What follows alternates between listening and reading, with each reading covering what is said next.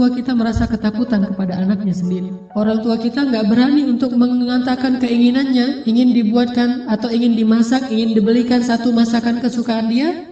Saking takut dan saking kagetnya orang tua kita terhadap sikap kita yang pernah memarahi, membentak, bahkan kadang mencela orang tua kita. Coba ingat adegan itu yang pernah terjadi di suatu pagi di rumah kita kepada orang tua kita.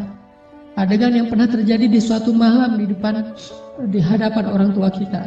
Bahkan kadang kita pernah memarahi orang tua kita sampai dia malu di hadapan orang banyak, di hadapan saudara-saudara kita, di hadapan saudara-saudaranya, di hadapan orang banyak yang dia tidak kenal, mungkin di jalan, mungkin di pasar, mungkin di mal, mungkin dimanapun. Karena kita kecewa kepada orang tua kita, lalu kita marahi orang tua kita habis-habisan di depan orang banyak. Sampai orang tua kita merasa sedih, kecewa, lalu merasa takut kepada anak yang dulu sering dia gendong, anak yang dulu dikecup keningnya. Tetapi ketika anak ini merasa sudah mampu, sudah punya segalanya dan orang tuanya dalam keadaan lemah, dengan sombong dia membentak orang tuanya, dengan sombong dia memarahi orang tuanya tanpa pernah peduli dan tidak pernah lagi ingat bagaimana dulu dia diperlakukan oleh ayah ibunya. Ingat, adegan itu pernah terjadi dalam kehidupan kita. Kalau kita merasa kita tidak pernah melakukan itu, mungkin kita adalah seorang pelupa. Saya kira orang seperti kita yang dulu pernah masa-masa kelam, pernah nggak stabil emosinya, pernah mengalami masa-masa sulit. Saya kira semua kita pernah ngalamin masa ketika kita benar-benar menyakiti perasaan ayah dan ibu kita. Kita buang semua jasa mereka, lalu kita mengatakan kalimat-kalimat yang seolah-olah kita adalah anak yang tidak pernah mendapatkan kebaikan dari orang tua kita. Ayah kita diam ketika dimarahi oleh kita, dan dia tidak pernah mengatakan, dulu kamu pernah seperti ini tapi saya sabar.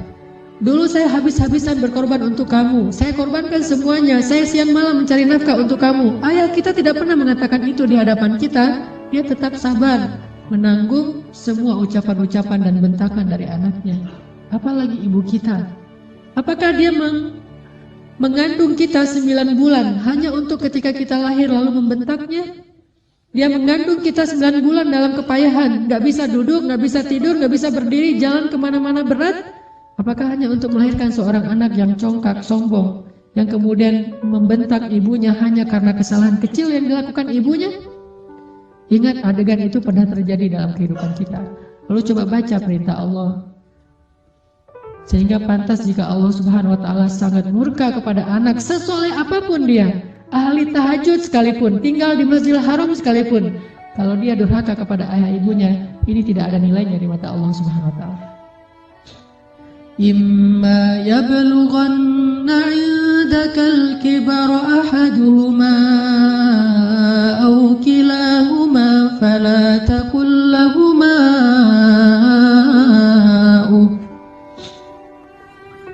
Seandainya salah satu dari mereka atau keduanya tumbuh atau hidup bersama kalian dalam tanggungan kalian, maka janganlah sekali-kali kalian mengatakan kepada keduanya kalimat-kalimat yang menyakiti. Uffin. Allah larang kita untuk mengatakan itu.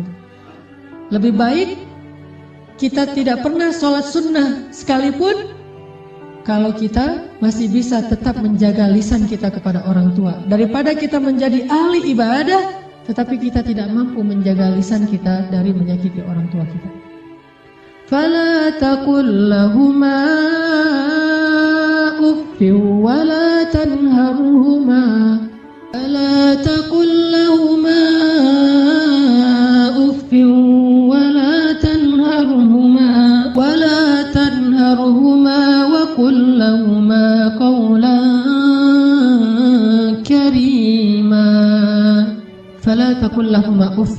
Kalimat uff ini adalah kalimat ketika seorang anak tidak mau mendengar ucapan nasihat dari orang tuanya, dia berpaling, maka itu adalah kalimat uff. Dia tidak mengabaikan apa yang diucapkan oleh orang tuanya adalah kalimat uff. Orang tuanya belum selesai berbicara, dia sudah pergi, itu adalah kalimat uff.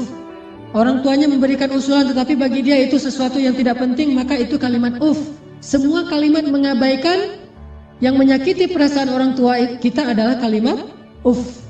Sedangkan wala tanharhuma, adalah kalimat seorang anak yang merasa lebih benar daripada orang tuanya.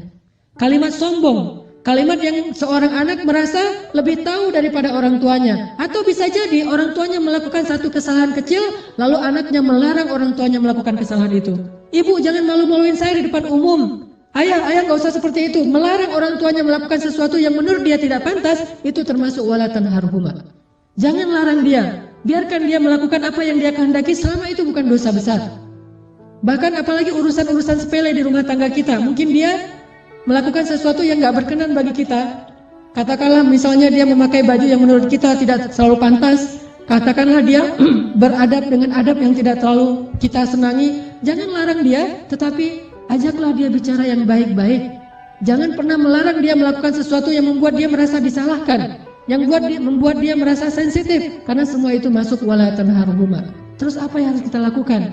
Wa qul lahuma qawlan karima. Katakan kepada keduanya ucapan yang karim, ucapan yang mulia. Bagaimana ucapan yang mulia? Disertai dengan senyum dari anaknya, dengan suara yang lemah lembut, dengan tetap menjaga perasaan orang tuanya. Itulah qawlan karima.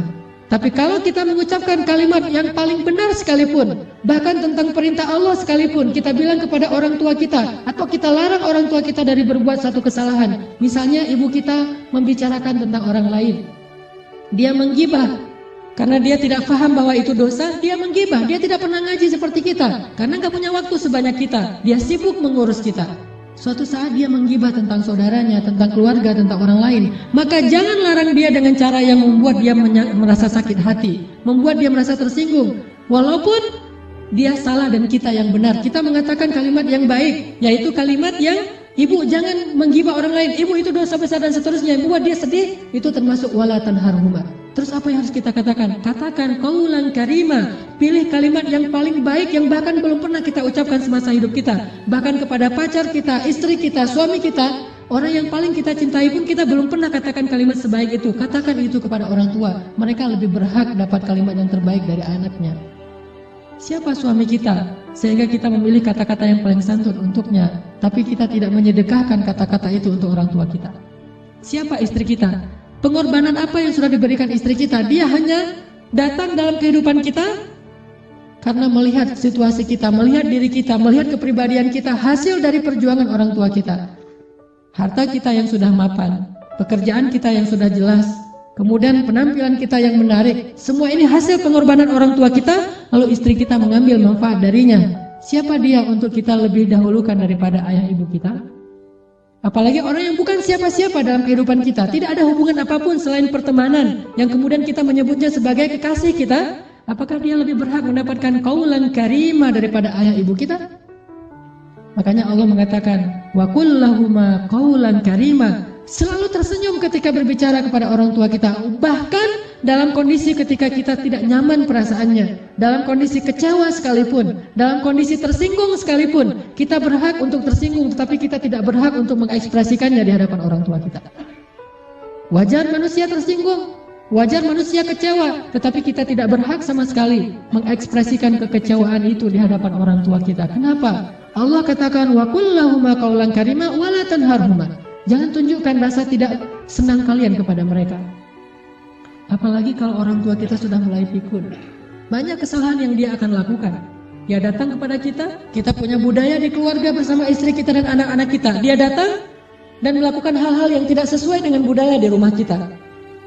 Kalau ayah kita seorang laki-laki yang perokok misalnya, maka dia merokok di sembarang tempat, lalu dia tidak pakai asbak, dia buang puntung rokoknya, atau mungkin debu dari rokok itu di mana-mana. Karena kita merasa bahwa rumah kita tidak punya budaya seperti ini, kita marah kepada orang tua kita. Tetap jangan marahi dia, wala tanharhuma. Jangan cela dia, jangan marahi dia, kata Allah SWT. Walaupun dia melakukan kesalahan sekalipun. Ibu kita juga demikian. Mungkin dia sering tersinggung dengan menantunya, yaitu pasangan kita, dengan suami kita, dengan istri kita. Tetap walaupun ibu kita yang salah, jangan kita menghardik dia, wala tanharhuma. Tetapi kita minta istri kita, suami kita untuk lebih bersabar kepada mertuanya. Walaupun yang salah adalah mertua. Itu yang Allah maksud wala tanharhuma. Jangan pernah, jangan abaikan apa yang dia ucapkan. Jangan cela dia walaupun dia berbuat kesalahan, tetapi wa qul lahuma qaulan karima. Ucapan yang paling baik yang sekali kita ucapkan, membuat hati orang tua kita merasa bahagia dan senang.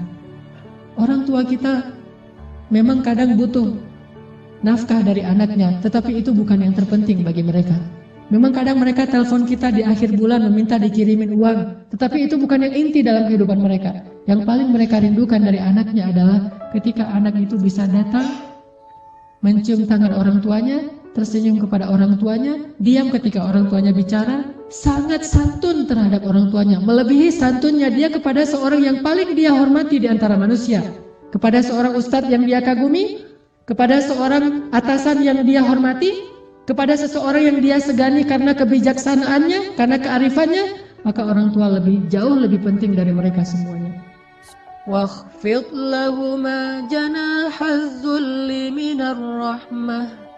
واخفض لهما جناح الذل من الرحمة وقل رب ارحمهما كما ربياني صغيرا. Dan rendahkanlah dirimu terhadap mereka berdua dengan penuh rasa kasih sayang. Rendahkan dirimu. Kalau dalam bahasa Arab kalimat wakhfid lahuma janahaz dzul itu adalah kalimat ketika kita merasa tidak ada apa-apanya dibandingkan mereka.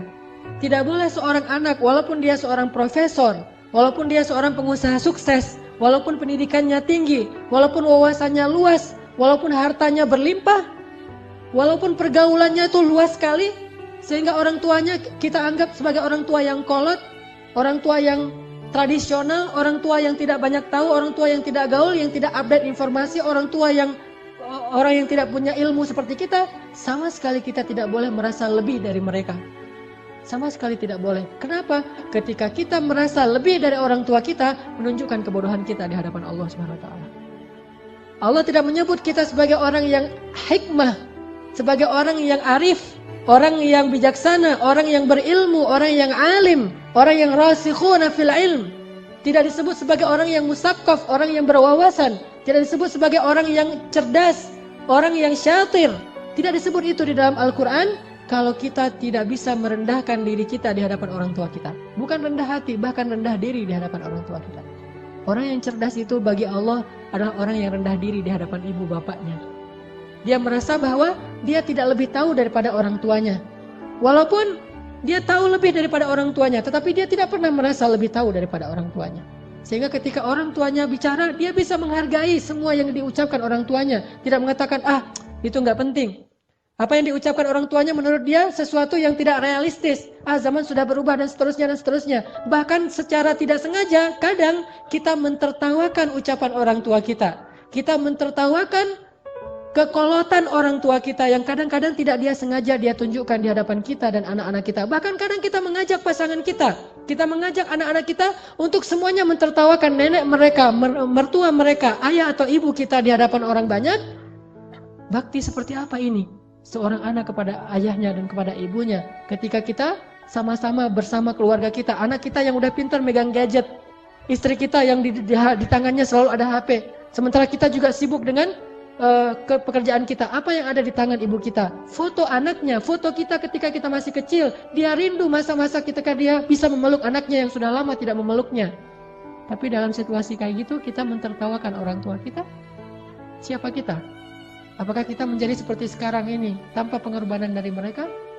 Maka Allah mengatakan wakhfid lahuma janahaz dzulli minar rahmah. Rendahkan dirimu di hadapan orang tuamu beserta dengan kasih sayang. Rendahkan diri dengan kasih sayang. Bahkan kalau kata Nabi ketika ada seorang laki-laki yang menawarkan diri untuk berjihad bersama Rasulullah, Rasulullah bertanya, "Apakah ibumu masih hidup?" Dia mengatakan, "Ya Rasulullah, ilzam rijlaiha." Apa kalimatnya? Ilzam rijlaiha. Ilzam itu adalah terus menerus.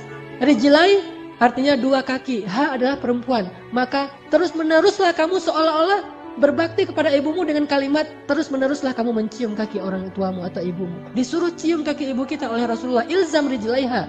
Karena sesungguhnya di bawah kaki ibu kita saking rendahnya surga di mata Allah dibandingkan seorang ibu. Ternyata surga itu di bawah telapak kaki ibu. Ilzam rijlaiha kata Rasul. Bukan berjihad. Bagi kamu, khusus bagi sahabat ini tidak berlaku bagi yang lain. Tetapi ini pelajaran tetap sunnah Nabi. Bukan jihad yang terpenting bagi dia. Karena dia belum baik kepada ibunya. Bukan berdakwah kepada banyak manusia yang terpenting bagi dia amalannya. Bukan tahajud, bukan ibadah, bukan ke masjid setiap 5 waktu dalam sehari. Tetapi amalan yang paling penting bagi laki-laki ini adalah ilzam rijlai ummika. Maka ilzamlah, tunduklah kamu. Dan selalulah kamu berada di kaki ibumu. Selalulah kamu berada di kaki ibumu. Gak pantas bahkan seorang anak dengan kesombongan dia duduk di atas